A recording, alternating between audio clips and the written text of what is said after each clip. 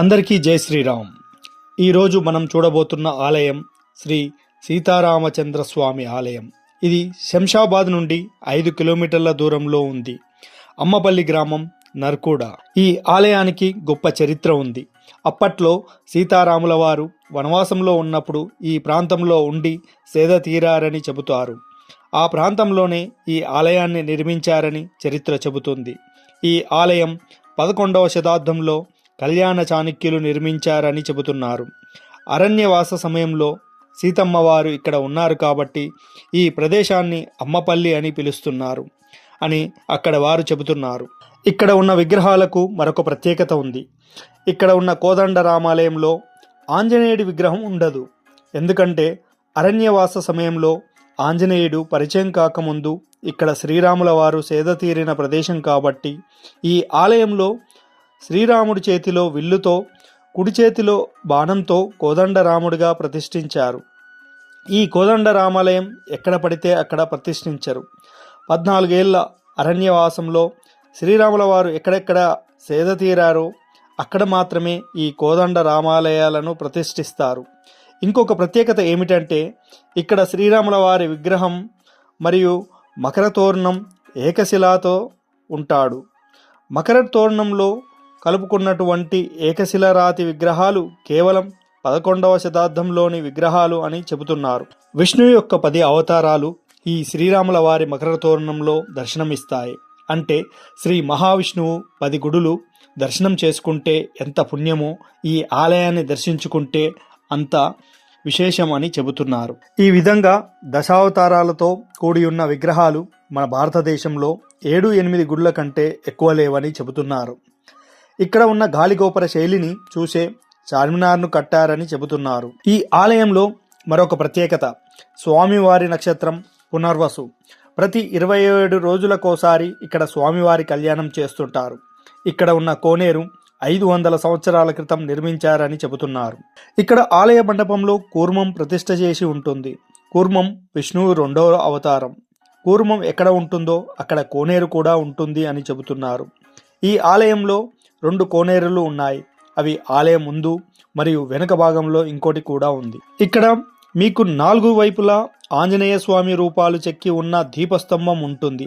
అలాగే స్వామివారి ఎదురుగా ధ్వజస్తంభంలో ఆంజనేయ విగ్రహం మరియు గరుత్మంతుడి విగ్రహాలు దర్శనమిస్తాయి. ఇక్కడ మరొక ప్రత్యేకత ఏమిటంటే ఈ ఆలయ ప్రాంగణంలో 450 పైగా సినిమాలు షూటింగ్ చేశారు.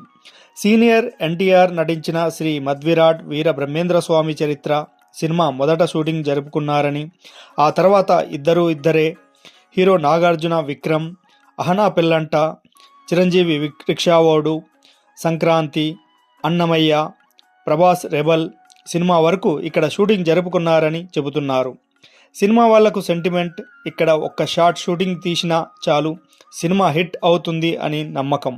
700 సంవత్సరాలకు పైగా చరిత్ర కలిగిన ఈ ఆలయం మత సామరస్యానికి ప్రతీకగా చెబుతుంటారు. అద్భుతమైన నిర్మాణ శైలితో కలిగిన గాలి గోపురం, హనుమతోడు లేని సీతారామ లక్ష్మణ సమేత ఏకశిలా విగ్రహం, ప్రవేశద్వారంలో శ్రీ మహావిష్ణువు విగ్రహం, ఎదుర్కోలు మండపం, ఆలయం ఎదురుగా కళ్యాణ మండపం, ఆ ప్రక్కన ఉన్న నగారాలు, 100కు పైగా ఎకరాలు ఉన్న సువిశాల ప్రాంగణం వెరసి అమ్మపల్లి కోదండరామాలయం. ఆలయ ప్రాంగణంలో పురాతన శివాలయం, వినాయకుడు ఆంజనేయుడు ఆలయం మరియు రథం పెట్టే ప్రాంగణం ఉన్నాయి. 7 అంతస్తుల గాలిగోపురం 90 అడుగుల ఎత్తుతో అద్భుతంగా ఉంటుంది.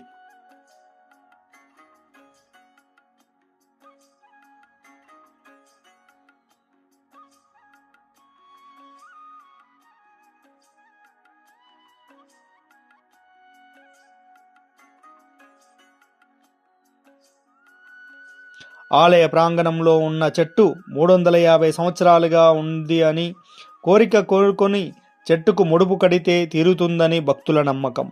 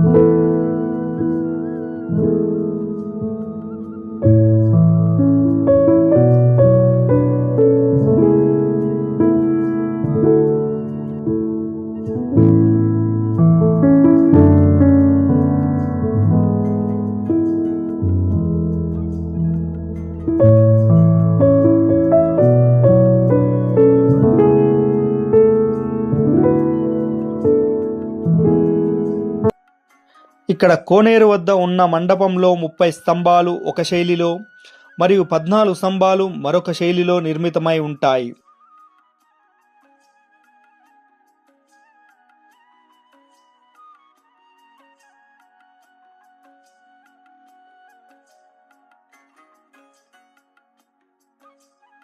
ఇక్కడ ఉన్న నగాఖానా అంటే వాయిద్యాలు వాయించే స్థలం. ఈ స్థలంలో అప్పుడు రాజుల కనుసైగలతోనే ఇక్కడి నుండి వాయిద్యాలు వాయించేవారట.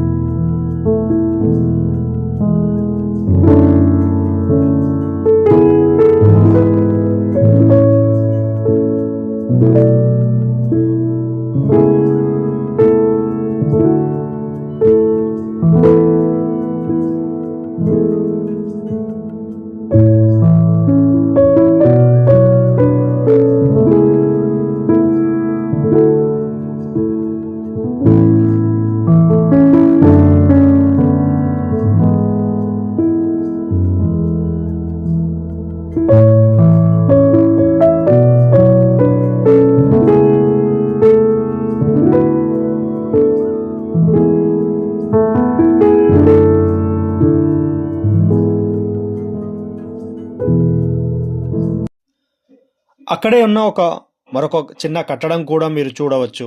అదే రామకోటి కట్టడం. రామకోటి రాసి అందులో ఉంచుతారు. అలాగే దేవాలయం ప్రాంగణంలో శివాలయం, వినాయకుడి గుడి దగ్గరలో మీకు ఒక దీపస్తంభం మరియు ఒక చిన్న కట్టడం కూడా కనిపిస్తుంది. ఆ దీపస్తంభం మరియు ఆ కట్టడం చుట్టూ దీపాలు పెట్టుకోవడానికి వీలుగా ఉంటుంది.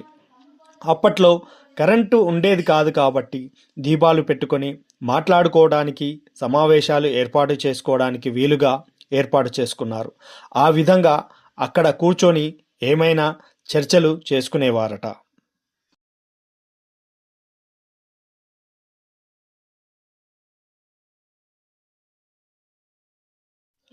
దేవాలయ ప్రాంగణంలో వ్రతాలు కానీ, పూజలు కానీ మరియు దూర ప్రాంతాల నుండి వచ్చేవారికి బస చేసుకోవడానికి చాలా అందమైన వసతులు కూడా ఏర్పాటు చేశారు. వాటికి అయోధ్య మరియు మిథుల అని పేర్లు పెట్టారు.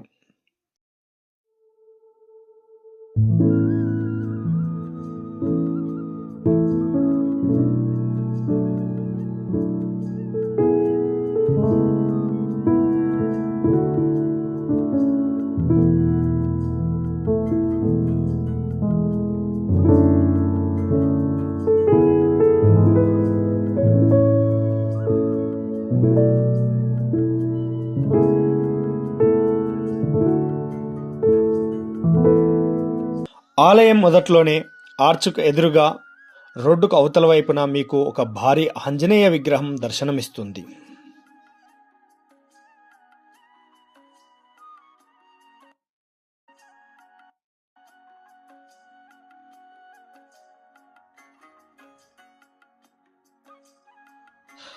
మన ప్రాచీన ఆలయాలు మన సంపద. ఈ ఆలయాలలో ఎంతో శక్తి దాగి ఉంది. ఈ పురాతనమైన ఆలయాలను కాపాడుకోవాల్సిన బాధ్యత కూడా మనదే.